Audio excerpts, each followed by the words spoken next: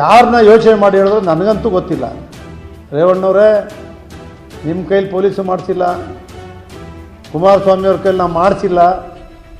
ಯಾವುದೇ ಮುಖ್ಯಮಂತ್ರಿಗಳು ಮಂತ್ರಿಗಳ ಕೈಲಿ, ಯಾವ ಮಂತ್ರಿಗಳಾದರೂ ಸರಿ, ಚಿಕ್ಕವನಿಂದ ಸಣ್ಣ ಹುಡುಗನಿಂದ ಹಿಡಿದು ಇವತ್ತಿನವರೆಗೂ 54 ವರ್ಷ ಸಾರ್ವಜನಿಕ ಸೇವೆಯಲ್ಲಿರ್ತಕ್ಕಂಥ ನನ್ನ ಮೇಲೆ ಯಾರೂ ಕೊಟ್ಟಿಲ್ಲ. ನಾನು ಯಾವ ಲೀಡರ್ಗಳ ಕೈಲೂ ಕೂಡ ನನ್ನ ಅರೆಸ್ಟ್ ಮಾಡಿಬಿಡ್ತಾವ್ರೆ, ನನ್ನ ಕೇಸ್ ಹಾಕವ್ರೆ, ನಿಮ್ಮ ಬಿಡುಗಡೆ ಮಾಡಿಸ್ಕೊಡಿ, ತಪ್ಪಿಸಿ ಅಂತೇಳಿ ನಾನು ಹೇಳಿಲ್ಲ.